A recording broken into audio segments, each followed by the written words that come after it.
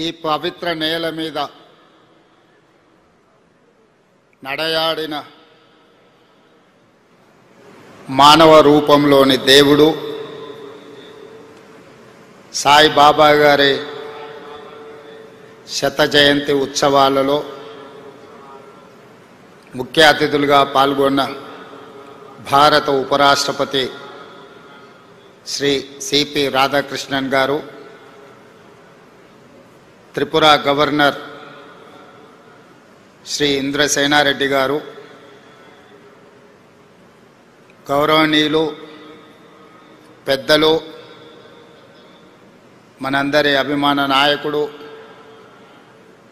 ఆంధ్రప్రదేశ్ ముఖ్యమంత్రి వర్యులు నారా చంద్రబాబు నాయుడు గారు, ఆంధ్రప్రదేశ్ మంత్రివర్యులు యువమిత్రులు నారా లోకేష్ గారు,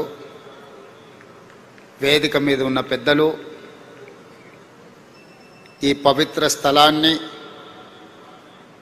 సాయిబాబా గారి శత జయంతి ఉత్సవాలలో పాల్గొనడానికి విచ్చేసిన వేలాది మంది భక్తులందరికీ కూడా బాబా గారి శత జయంతి శుభాకాంక్షలు తెలియజేస్తున్నా. వ్యక్తిగతంగా తెలంగాణ రాష్ట్ర ముఖ్యమంత్రిగా ఈ కార్యక్రమంలో పాల్గొనడం ఒక గొప్ప గౌరవం, అరుదైన అవకాశం. బాబా గారు మనుషుల్లో దేవుడిని చూశారు, ప్రేమతో మనుషులను గెలిచారు, సేవలతో దేవుడుగా ఈనాడు కొలువబడుతున్నాడు.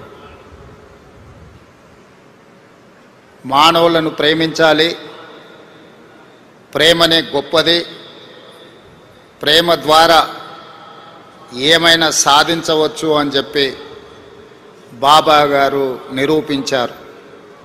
వారు ఉన్నా, వారు మన మధ్యలో లేకపోయినా, వారి భావన, వారి ఆలోచన, వారిచ్చిన స్ఫూర్తి ఈనాడు ఈ శత జయంతి ఉత్సవాలలో నిర్వాహకుల అందరిలోనూ కనిపిస్తుంది. ఈనాడు వారి గురించి మాట్లాడుకోవాలన్నా, వారి సేవలను స్మరించుకోవాలన్నా, ప్రభుత్వాలు కూడా కొన్ని సందర్భంలో చేయలేని పనులను బాబా గారు, బాబా ట్రస్ట్ ప్రజలకు సేవలను అందించడం జరిగింది.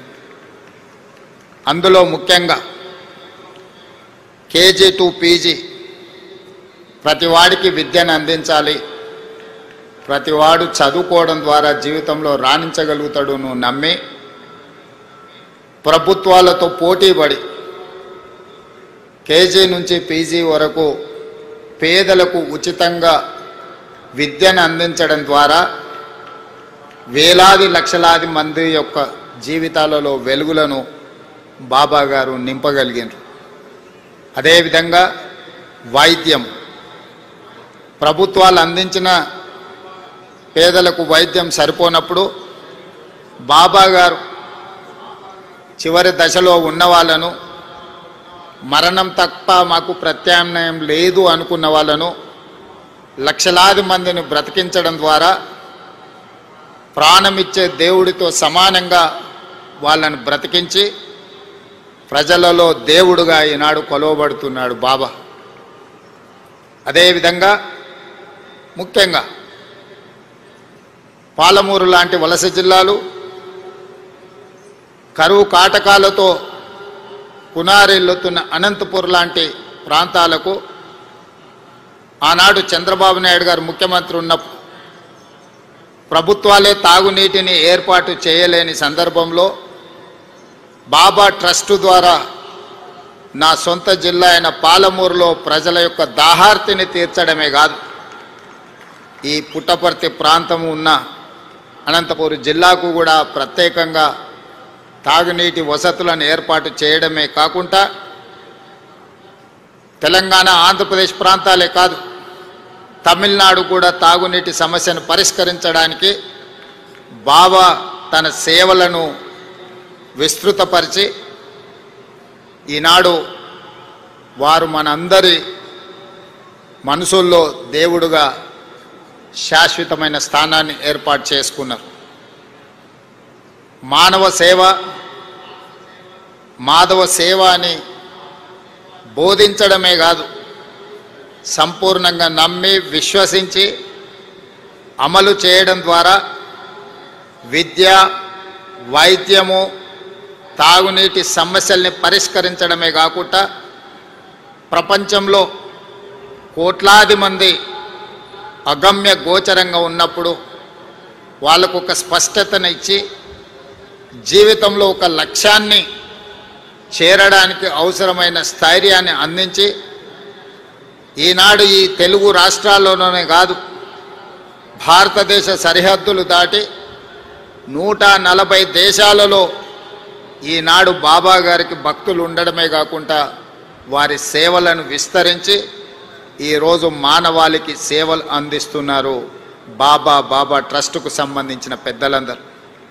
అందుకే ఈనాడు శత జయంతి ఉత్సవాలలో ఎవరు పిలవకున్నా స్వయంగా ఇక్కడికి రావాలి, ఉత్సవాలలో పాల్గొనాలి, ఇది జన్మకు ఒక అవకాశం అని భావించి వేలాదిగా భక్తులు ఇక్కడికి రావడమే కాకుండా ఒక మారుమూల ప్రాంతం ఆంధ్రప్రదేశ్లో అనంతపూర్ పుట్టపర్తి అనేది, ఇక్కడికి ప్రధానమంత్రి నుంచి రాష్ట్రపతి వరకు, కేంద్ర మంత్రుల నుంచి వివిధ రాష్ట్రాల ముఖ్యమంత్రుల వరకు, ప్రపంచంలోనే 40-50 దేశాలకు సంబంధించిన ప్రముఖులందరూ కూడా పుట్టపర్తి పట్టణానికి రావడము ఈ భూమికి, ఈ నేలకు ఉన్న పవిత్రతను, ఇక్కడ బాబా గారు నివసించడం వల్ల వచ్చిన ప్రత్యేకతను ఈనాడు మనం గుర్తు చేసుకోవాల్సిన అవసరం ఉన్నది. తప్పకుండా బాబా సేవలను మరింత విస్తృతంగా ముందుకు తీసుకెళ్ళాలి. ఆంధ్రప్రదేశ్ రాష్ట్రంతో పాటు తెలంగాణ రాష్ట్రంలో కూడా రాష్ట్ర ప్రభుత్వం శత జయంతి ఉత్సవాలను అధికారికంగా నిర్వహించే ఆదేశాలను ఇవ్వడం జరిగింది. తెలంగాణ రాష్ట్రంలో బాబా గారి సేవలను విస్తృతం చేయడానికి, వారి ఆలోచనను, వారి విధానాన్ని ప్రజలకు చేరవేయడానికి మా ప్రభుత్వం ఎప్పుడూ సహకరిస్తుంది, సేవా కార్యక్రమాలలో పాల్గొంటుంది. ఈ కార్యక్రమానికి నన్ను ప్రత్యేక ఆహ్వానితులుగా ఆహ్వానించి ఇంత గొప్ప కార్యక్రమంలో పాల్గొనడానికి అవకాశం కల్పించిన నిర్వాహకులకు అందరికీ కూడా మనస్ఫూర్తిగా కృతజ్ఞతలు, ధన్యవాదాలు తెలియజేస్తూ భక్తులందరి దగ్గర సెలవు తీసుకుంటున్నాను. ధన్యవాదాలు.